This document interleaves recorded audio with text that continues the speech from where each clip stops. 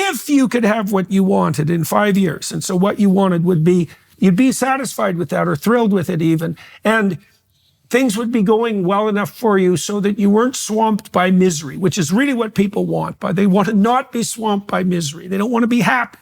Okay.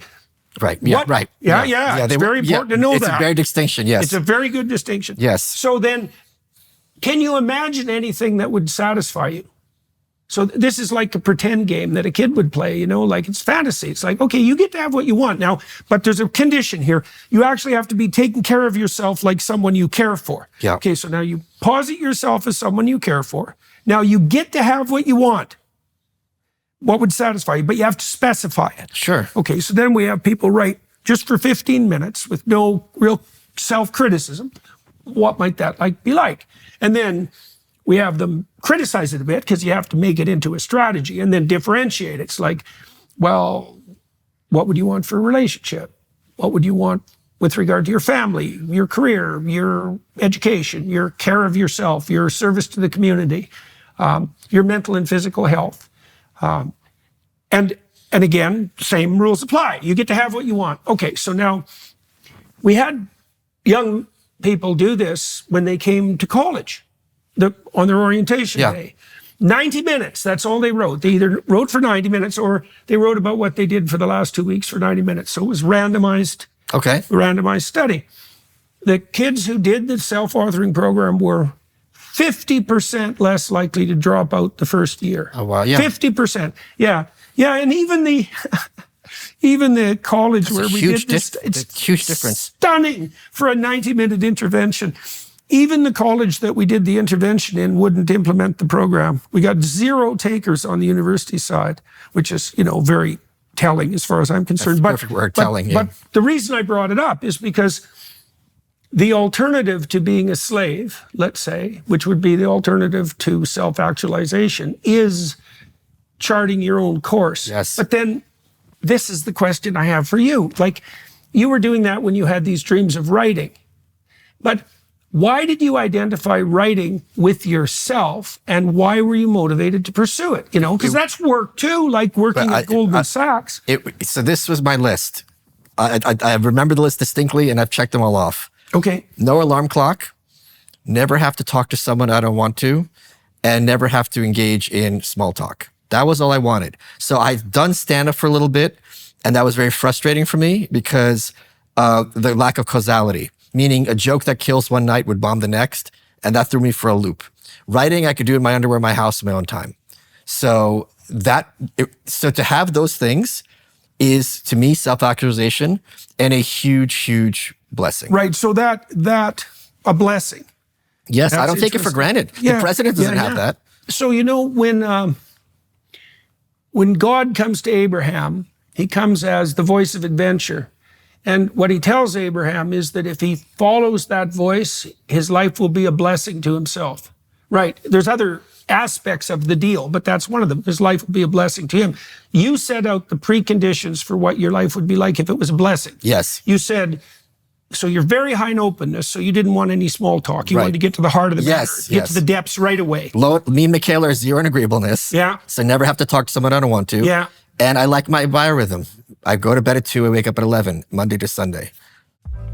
There's been a lot of talk about how AI is going to make the world a better place, but the question is, better for who? Better for your insurance company who will use it to calculate exactly how much to raise your premium based on your WebMD history? Better for politicians who will use it to sway your vote based on your online activity? That doesn't really sound like a better world to me, which is why I've already started protecting myself with ExpressVPN, and I think you should too. ExpressVPN is an app that encrypts 100% of your online activity and reroutes it through secure servers. Your private browsing logs can never be used against you by anyone because they'll never exist in the first place. ExpressVPN is also incredibly easy to use, and it works on every kind of phone, laptop, tablet, etc. If you can connect to the internet, you can be protected with ExpressVPN, and it even comes with a risk-free 30-day money-back guarantee. That's why we here at The Daily Wire are proud to partner with ExpressVPN. Both our hosts and production teams rest easy amidst their busy travel schedules, knowing their data isn't being compromised regardless of where they're using the internet. So don't wait until it's too late. The time to protect your data from the future is now. Get 4 extra months of ExpressVPN's privacy protection for free when you go to expressvpn.com/Jordan. That's EXPRESSVPN.com/Jordan to get 4 extra months free. Right, That's my right. list. So you're an evening person. Yeah. Yeah. That's often associated with openness. But Is that true? Yeah. There's actually there are morning people and evening people, and they have different temperaments. Okay. Yeah. So you wanted to not to have to engage in pointless small talk, right? You said you wanted to set your own temporal rhythm. Right. Right. Although, is it disciplined or is it erratic, or do you just get up at the same time but later in the day? It's organic. You just get up. Yeah. And that's okay. Eh? Yeah, it's the best. Yeah. Okay.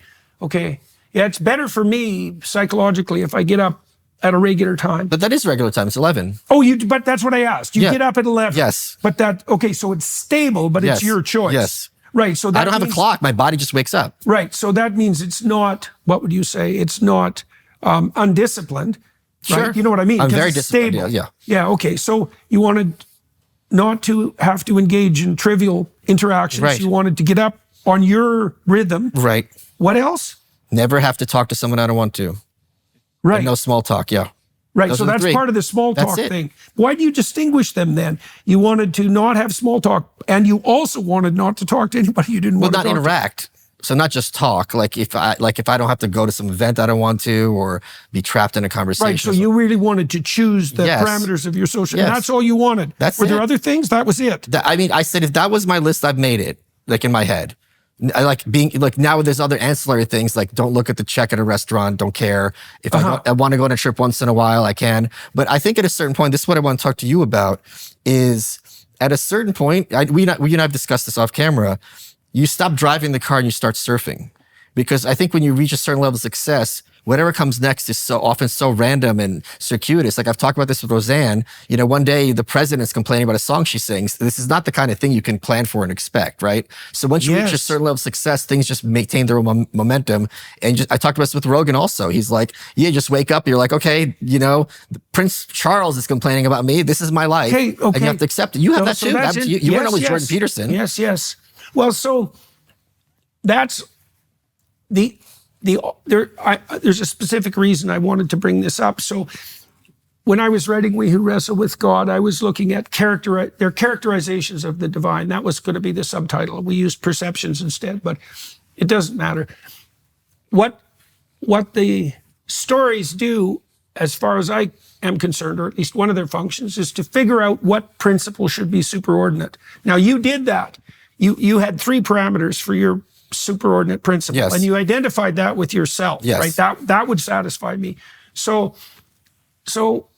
the divine in the Abrahamic encounter is the voice of adventure, and so God's covenant, his contract there, because it's put in contractual form.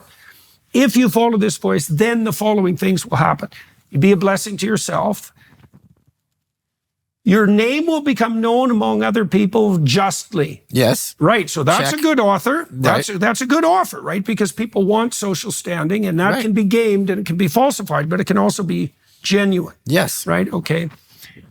You'll do something of lasting significance. So that's cool. That would be probably for you. Yes. Maybe your work on Of course. anti-totalitarianism. Yes. Right. And then you'll do it in a way that will be a blessing to everyone else. Yes. It'll multiply the pie Yes. instead of, okay, and then the association of the promised land with that is that if you follow that call, then the world turns into a field of unpredictable opportunity. Yes. And so that's also an adventure, And because it's you don't true. know what's going to happen. I know, it is true. no, That's the opposite of being a slave. No, but I'm telling to the audience, like when you're young, I'm telling you, like this is the advice I always give them. I say this all the time. Let's suppose you've been an author, right? It's an easy example. Go into the bookstore, look at those crappy books on the shelves that you're like, I can't believe this is a book deal. That could be you. You could be that shitty author. Right, that right. Their friends are like, how did this guy get a book deal? And when you put it in terms like that, all of a sudden what would have seemed impossible because of your schooling, like, oh, Yeah. you're not going to be an author. It's like, oh, wait a minute. I can do this. Or you could be a band that no one's heard of, but you pay the rent and you create your music and you got a dedicated fan base. That's heaven on earth. Yeah, You right. don't have to be the Beatles. Right. Well, you might not even want to be. Exactly. So yeah, look at what happened to John Lennon. You know what I mean? Right. So when you we have this bizarre Pareto distribution in American aspirations where unless you're at the very, very top, you're kind of a failure. And like, that's ridiculous. You don't have to be this hugely successful thing there's to also make it. another way of dealing with the Pareto distribution problem, right? Which is, just so everybody listening is clear, is that the bulk of the rewards go to a small minority of people in any field. Now, a small minority of people in every field do the productive work too. Sure. So let's not forget. But one of the ways that a sophisticated society deals with that is just by generating an indefinite number of games. Right. Here's a cool thing that I've noticed about people. Imagine that you're kind of out on the Pareto distribution in one dimension. It's like, so you've got specialized knowledge. But there's quite a few of you. But if you have specialized knowledge in two areas that are distinct, there's hardly any of you. Right. And if there's three, it's like you're that person. Right. You're the only person playing that game. So that's a good thing for everybody who's watching and listening to know. It's like, get really good at something, and then that makes you exceptional, and you're going to be somewhat successful just because of that. But then if you add another distant skill to that and you overlap them, it's like you're pretty rare. And three, no one's like you.